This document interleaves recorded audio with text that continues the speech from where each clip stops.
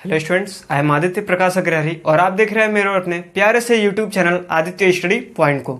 आज हम क्लास 12 का लेक्चर लेकर के आए हैं और इस लेक्चर में हम लोग पढ़ने क्या वाले हैं, ये प्रत्यावर्ती धारा का ये लेक्चर है। ठीक है, इस लेक्चर में हम लोग पढ़ेंगे जब किसी परिपथ में प्रेरकत्व L और धारिता C को जोड़ देते हैं तो उसके लिए परिणामी वोल्टेज, परिपथ की प्रतिबाधा, धारा का शिखर मान और सबसे अंत में जो कि आप लोगों के बोर्ड एग्जाम के लिए बहुत ही महत्वपूर्ण हेडिंग है, अनुनादी आवृत्ति।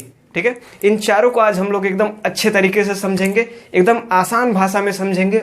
ये टॉपिक आप लोगों के लिए एकदम मक्खन हो जाएगा। तो इसलिए इस वीडियो को देख रहे हैं। इस वीडियो में अगर कोई भी आप लोगों को दिक्कत हो तो कमेंट में आकर के जरूर बताइएगा कि क्या दिक्कत है, जिससे हम उसे सही कर सके। ठीक है, आगे आने वाली वीडियोज में वो दिक्कत आप लोग को नहीं मिलेगी। और अगर ये वीडियो आप लोगों को एकदम क्लियर दिखाई दे रहा है, अच्छे से दिखाई दे रहा है, तो देखो यार, वीडियो के नीचे रेड कलर का एक बटन होगा, जोरों से एकदम अटैक कर दो उस पर और सब्सक्राइब कर दीजिए हमारे चैनल आदित्य स्टडी पॉइंट को।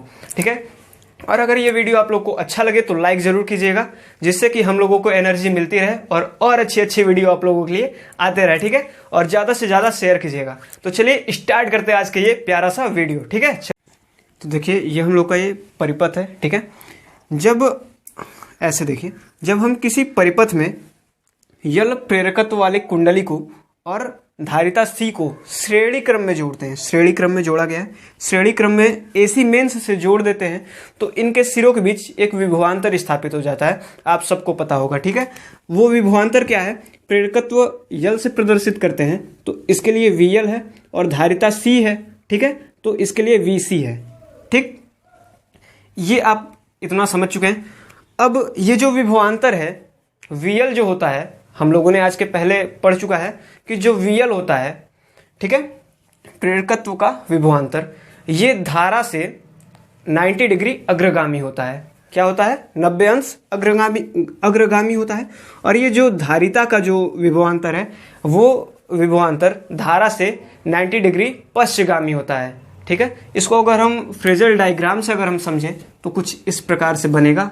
देखिए, ये हो गया धारा I, ये क्या हो गया, VL हो गया, और ये VC हो गया। ये 90 डिग्री अग्रगामी है, ये 90 डिग्री पश्चगामी है। अब समझ में आया? इसके लिए अगर हम परिणामी अगर वोल्टेज अगर हम निकालें V, ठीक है, तो V इसमें बड़ा कौन है? बड़ा वही होगा जो अग्रगामी है, VL होगा अग्रगामी, और माइनस VC, ये दोनों विपरीत दिशा में है। तो कुछ इस प्रकार से आप समझ सकते हैं। ठीक है, आज के पहले हमने पढ़ चुका है, हम ये पढ़ चुके हैं कि VL इज इक्वल टू क्या होता है, I इंटू XL। ठीक है, ये क्या है, ये है प्रेरण प्रतिघात। ठीक है, और VC इज इक्वल टू क्या होता है, I इंटू XC। ये क्या है, ये है धारितीय प्रतिघात। इतना आप लोगों को क्लियर हुआ? अब ये मान जो है इसमें हम अगर रख दें तो V इज इक्वल टू क्या आ जाएगा भाई, हम लोग के पास आ जाएगा I into XL minus I into XC।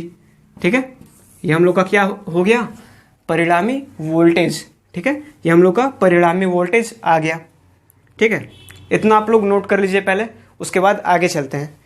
अब इसके बाद अगर हम परिपथ की प्रतिबाधा अगर हम निकालें, ठीक है, तो इस चैप्टर में हम लोग प्रतिरोध को प्रतिबाधा के रूप में हम लोग जानते हैं। ठीक है, प्रतिरोध ही होता है लेकिन उसको हम लोग प्रतिबाधा के रूप में हम लोग देखते हैं, उसको हम लोग Z से प्रदर्शित करते हैं, इतना तो पता है आप सभी को।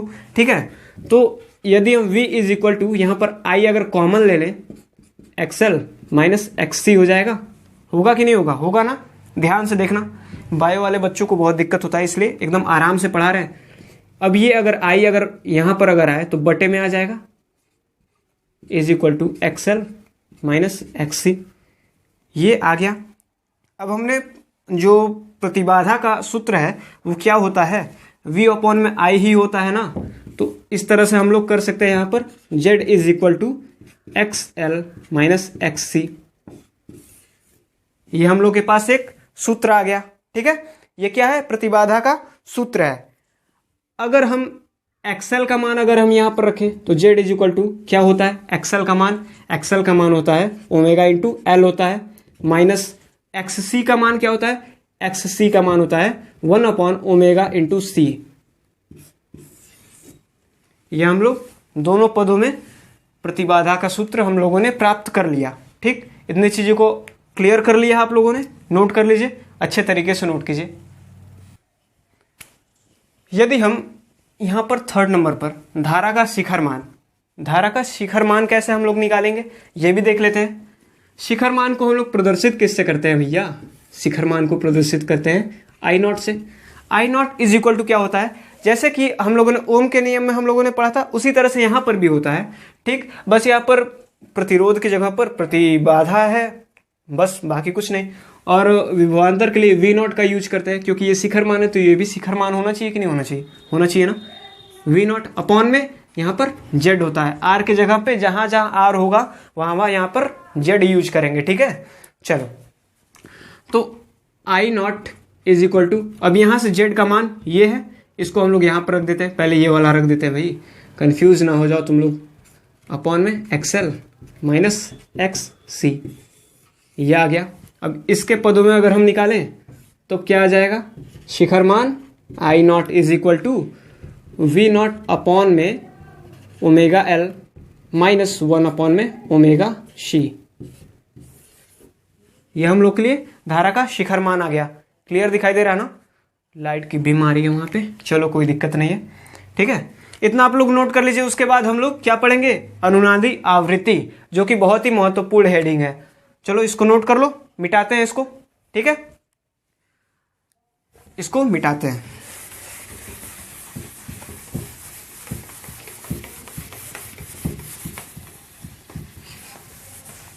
चलो, ये आप लोग के लिए महत्वपूर्ण है ना, इसलिए यहां पर इसको हम लिख लेते हैं। शिखर मान I naught is equal to V naught upon में ओमेगा एल माइनस 1 अपॉन में ओमेगा सी। इसको भूलना मत, नोट कर दिया हमने। जेड इज इक्वल टू क्या है? एक्स एल माइनस एक्स सी, इसको भी मत भूलना। ठीक, चलो आगे की चीजें मिटा देते हैं। नोट कर लिया ना? नोट कर लेना, स्क्रीनशॉट ले लेना, सबसे बढ़िया होगा, बाद में नोट करते रहना। ठीक है, अब यहां पर यदि हम एक्स एल और एक्स सी को अगर हम बराबर कर दें तो क्या होगा?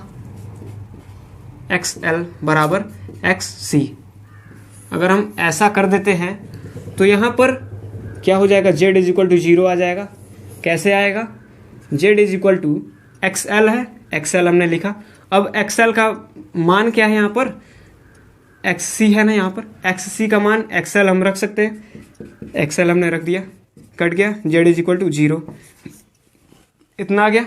इससे आप लोगों को क्लियर हो गया कि जेड का मान यानी प्रतिबाधा का मान क्या हो गया? 0 हो गया।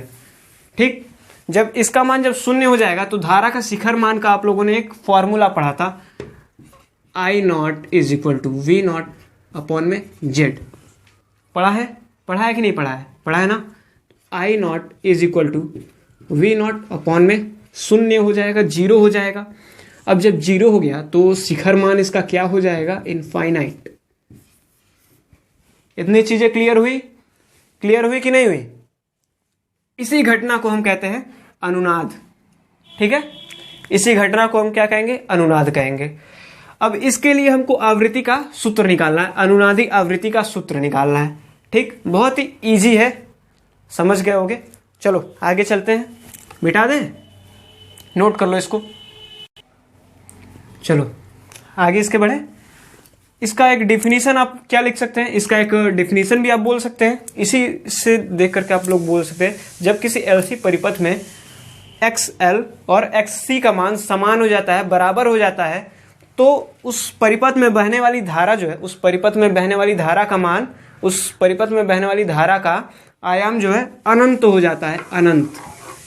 इसी घटना को हम क्या कहते हैं? अनुनादी घटना। ठीक है, इसी घटना को क्या कहते हैं? अनुनाद कहते हैं। इसके लिए अनुनादी आवृत्ति का एक सूत्र भी होता है जो आप लोगों के बोर्ड एग्जाम में आता है, उसको हम बताते हैं। यहाँ पर हमने लिखा ना, सबसे महत्वपूर्ण ये है, इसको आप लोग पहले लिखिए, X L is equal to X C. अब एक्स एल का मान क्या होता है? ओमेगा इंटू एल होता है, बराबर एक्स सी का मान क्या होता है? 1 अपॉन में ओमेगा इंटू सी होता है। ठीक, यल को अगर हम नीचे लाएं और ओमेगा, ये दोनों भाई भाई लग रहे हैं, ठीक, तो इन दोनों को एक पास कर देते हैं, कोई दिक्कत नहीं है ना, कर दो एक पास। ओमेगा स्क्वायर हो जाएगा इज इक्वल टू 1 अपॉन में एल इंटू सी, कोई दिक्कत नहीं है। चलो आगे बढ़े। अब अगर ओमेगा स्क्वायर है, अगर इसको हम ओमेगा अगर करें तो यहाँ पर अंडर रूट में आ जाएगा ये पूरा 1/L इंटू सी। ठीक, 1 है, 1 का अंडर रूट करोगे तो भी 1 ही आएगा, कोई दिक्कत नहीं है। Omega is equal to 1/L into C. हो गया इतना। अब ओमेगा का मान हमने कभी ना कभी पढ़ा है। ओमेगा का मान क्या होता है? ओमेगा इज इक्वल टू 1/1 मैंने लिख दिया 2 पाई एफ। ये एफ क्या है? यही है आवृत्ति, फ्रीक्वेंसी। इसको स्मॉल एफ से प्रदर्शित करते हैं। ठीक, फ्रीक्वेंसी है, आवृत्ति। ठीक, ये निकला कैसे है? जैसे कि यहां पर ओमेगा इज इक्वल टू क्या होता है? 2 पाई अपॉन में टी होता है, और फ्रीक्वेंसी का आपने कभी ना कभी सूत्र जरूर पढ़ा होगा 1 में टी। तो यहां पर अगर हम इसको ऐसे लिख दे, omega is equal to 2 pi into 1 में टी, तो ये पूरा का पूरा ये क्या हो गया? ये वाला पद हो गया, फ्रीक्वेंसी एफ हो गया। Omega is equal to 2 pi F निकाल दिया हमने। इसी तरह से आप लोगों को बस करना है। ये हमने समझाने के लिए बताया, इसको लिखना नहीं है, इसको मत नोट करना। यहां पर देखो, ओमेगा इज इक्वल टू हो जाएगा 2 पाई, फ्रीक्वेंसी एफ हो जाएगा इज इक्वल टू 1 में अंडर रूट L इंटू सी।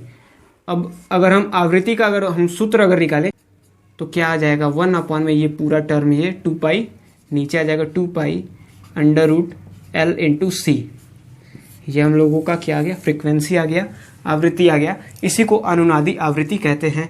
यही हम लोगों का है प्यारा सा अनुनादी आवृत्ति। ठीक है, तो ये लेक्चर आप लोग को कैसा लगा कमेंट में ज़रूर बताना। ठीक है, कमेंट में अच्छे से बताना, और लाइक ज़रूर कर दीजिएगा। अगर अच्छा लगा हो वीडियो, आप लोग इससे कुछ सीख पाए हैं तो शेयर ज़रूर कीजिएगा। ठीक है, जिससे कि हम लोगों को एनर्जी मिलती रहे और आगे भविष्य में आप लोगों के लिए ऐसी प्यारी प्यारी वीडियो आते रहे। ठीक है, चलिए चलते हैं, बाय।